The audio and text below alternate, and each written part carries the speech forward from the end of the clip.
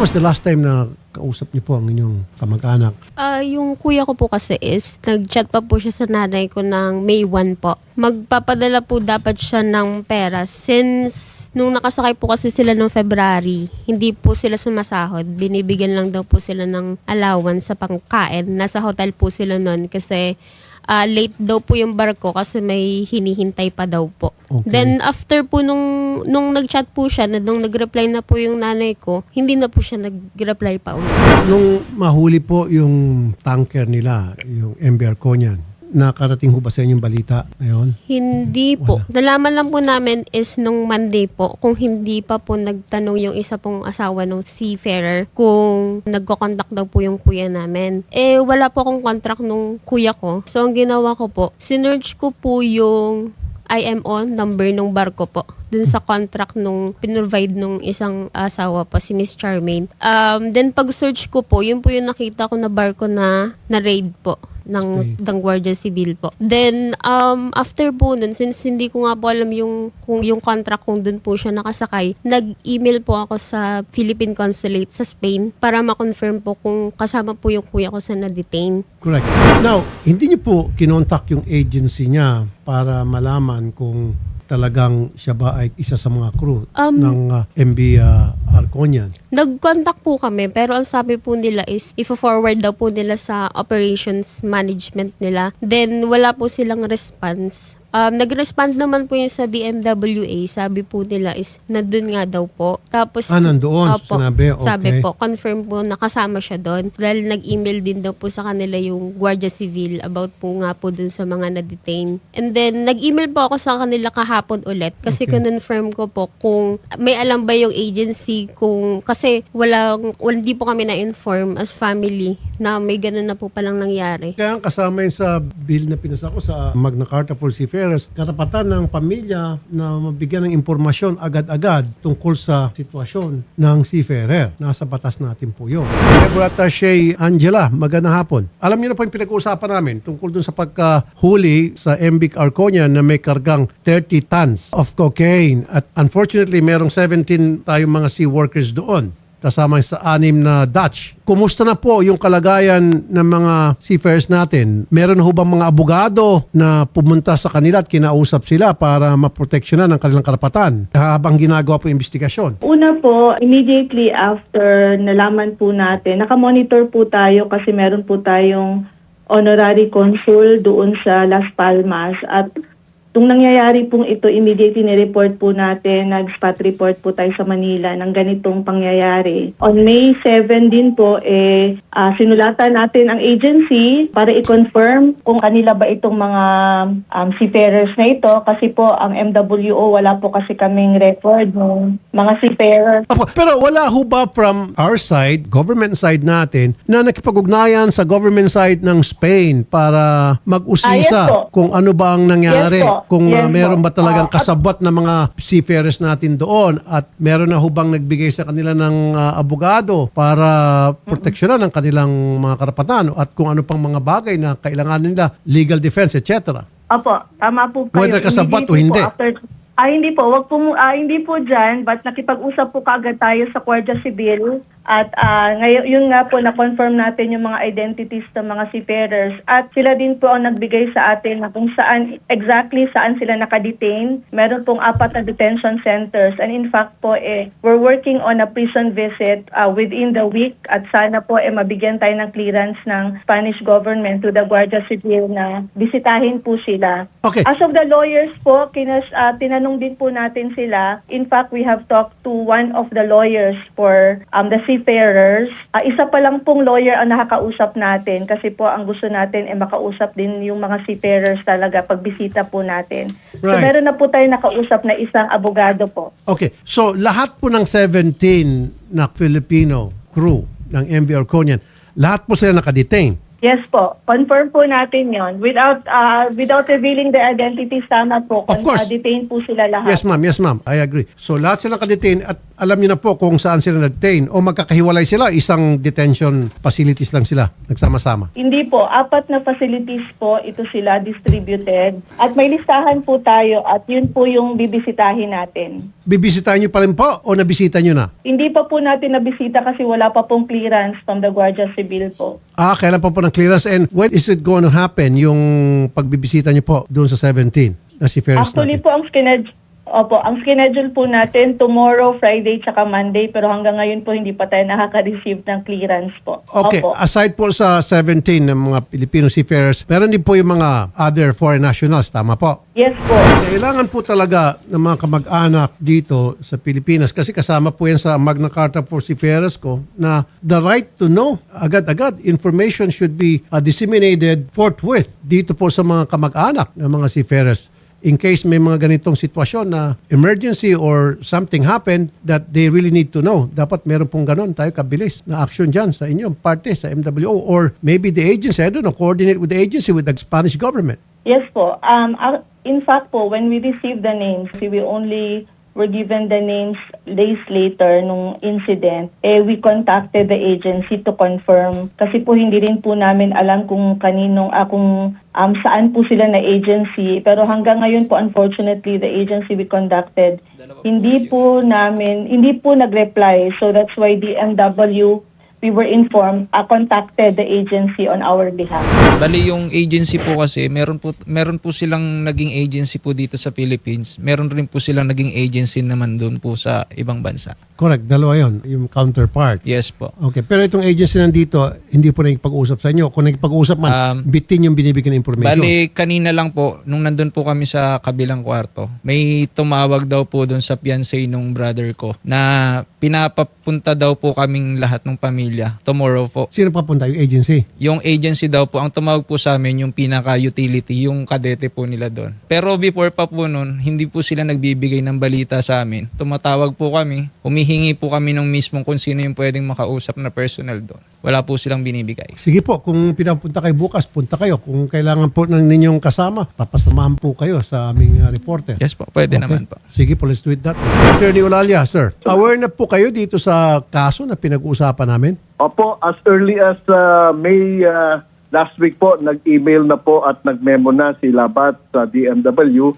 at kami po ay nabigyan na ng tamang informasyon para magawa natin yung protocol sa mga ganitong sitwasyon, Mr. Senator. Unang-una, ang una nating protocol nito, titignan natin yung kalagayan ng mga seafarers natin na nakatitini. Yung kanilang welfare at siyempre they're entitled to consular services, no? Correct. Titignan natin kung yung kanilang karapatan ba ay kinilala at Correct. hindi ba na-violate yun. Kaya po pupuntahan ni Labor Attaché ang prison visit. Napaka-importante po nun para makausap yan ng personal at malaman ko ano yung mga personal na pangangailangan ng ating mga seafarer. Yun po ang una-una. Pangalawa, titignan po natin yung rason kung bakit nadetine at bibigyan po natin sila ng mga kanilang abogado, no? Para mailaban yung tamang proseso at nang sa ganon, mapawalang sala yung walang kasalanan. Nangyari na po ito nung past, Mr. Senator. Okay. 16 ang inaresto sa Korea, no?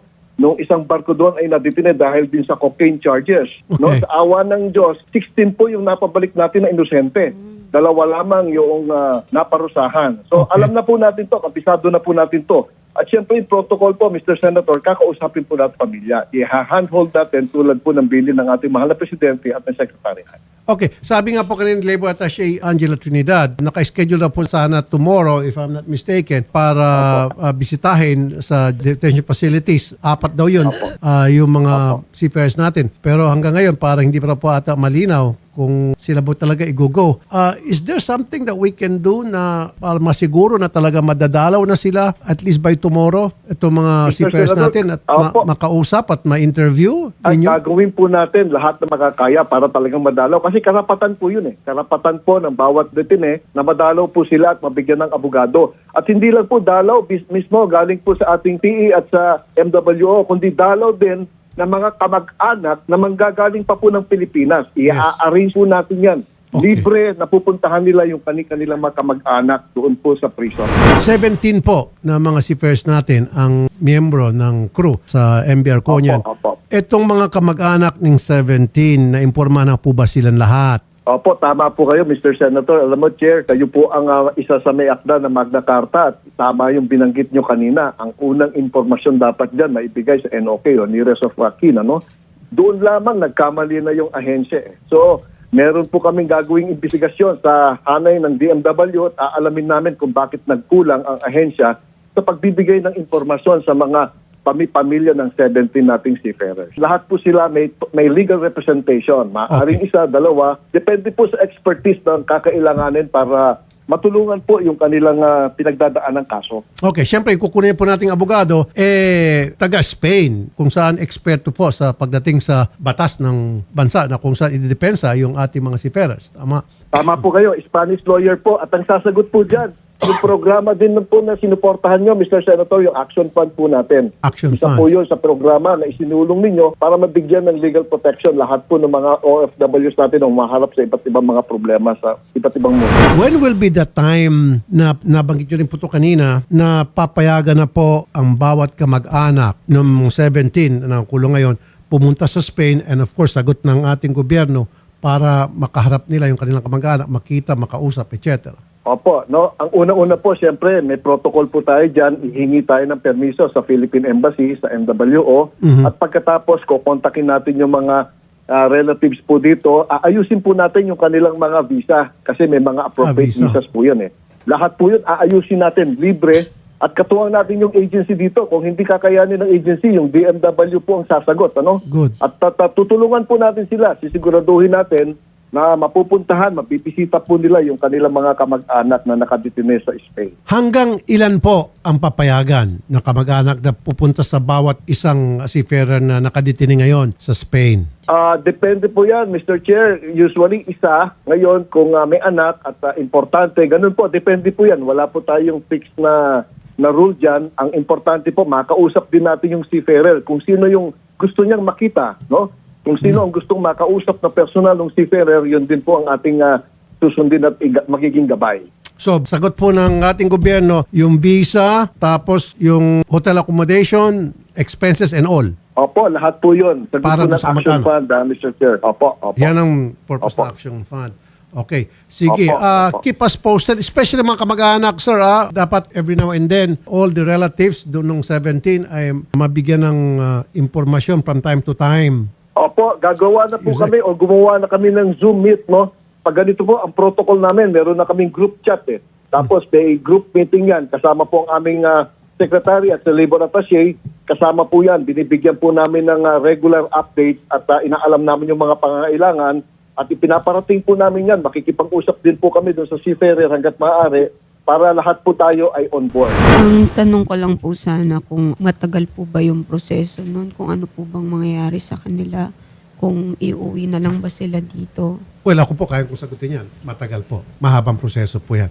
Kasi po, yun, korte po ang didinig sa kaso nila. Kaya nga nabanggit ni Yusek Olalia na magkakaroon po ng lawyer para yun yung magdidepensa sa 17 OFWs natin, Spanish lawyer. Of course, the first and foremost, very important is masiguro na maprotektahan po yung kanilang mga karapatan.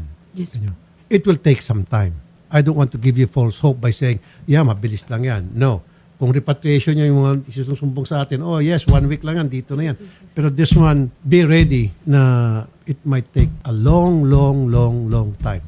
Yun lang naman po, Sir May Rafi. proseso po kasi yan. Ano po, yung gusto lang naman namin, yung safe sila, yung hindi Of sila course. Kaya nga po, nahihirapan. good point. Opo. Kaya nga po, magmamonitor po yung mga labor attaché natin, yung DMW natin, kaya magpapadala po ng lawyers para i-monitor po sila from time to time, tingnan po yung kanilang kalagayan na masiguro sila ay safe at napoprotektahan yung kanilang mga kalagayan. Joseph Olalia, yung sinabi nyo kanina na meron kayong previous karanasan na ilang seafarers, Opo. ganito almost ang situation, yung 60 na pauwi. How long did it take? Opo. Nako, buwan din po ang inabot doon. Medyo may katagalan po yan sa proseso. Ang titignan po talaga dyan, kung sino ang may actual na kinalaman doon sa paglalagay ng cocaine sa barko. No? Yung mga walang kinalaman, definitely, ilalaban po natin yun na inosente po sila. Doon sa previous experience nyo, sir, it took months. Opo, Mr. Chair. Pero Mr. Chair, amin na rin i-share namin ito, no? Huwag pong mag-alala ang pamilya dahil aalagaan po natin sila. Sisiguraduhin nila yung karapatan nila ay kikilalanin at hindi po mapaviolate. Pangalawa, yung pong allotment o sweldo po nila, tuloy-tuloy po yon hanggat nakadetili sila at hanggang walang pinal na desisyon ang korte. No? Ang ibig sabihin, susweldo po sila ng basic wage. No? Yan po ay matibay po na nakalagay sa Magna Carta sa rules po natin. Opo. Then who will see to it na yung sweldo ay tuloy-tuloy pa rin mag-remit dito sa mga kamag-anak sa Pilipinas, yung mga sweldo ng mga seafarers? Matatanggap pa rin ng mga relatives dito. Ang DMW po mismo, Mr. Chair, ang departamento po mismo mag-monitor niyan at magsusumbong ang mga pamilya sa atin kapag hindi ginawa ng manning agency yung kanilang obligasyon na magbigay ng sweldo at mag-remit ng allotment ng ating mga seafarers po. Well, sir, ito, yun nandito sa amin. Sabi, wala raw po eh. Wala raw pong nakakarating. Actually po, simula Na nung pera? sumampa po yung brother ko po, until now, wala pa pong nakuha sa Ilang buwan na po? Bumiyahe sila nung February po. February, March, April, May, 3 months na. Yes po. Oh, eto nga sir, example, 3 months na raw po yung kanilang relative Nako, sa barko. Hindi pa raw po nakakatangkap sila dito ng pera mula sa kanilang kamag-anak. Padala. ako, Mr. Chair, maliwanag po na violation na po yan. Hayaan nyo po at pag-explainin po natin yung agency na yan at sisiguraduhin po natin na mababayaran yung kanilang arrears sa sweldo at yung mga darating pang allotments po. Tayo po ay seryoso po pagdating sa bagay na yan, i-implement yung provisions po na Magna Carta.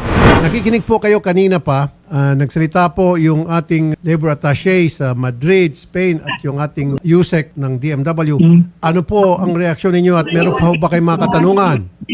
Sa akin naman po, Sir Lucky, yun lang kasi wala kasi kaming nakukuhang update since nung parang start week ng May.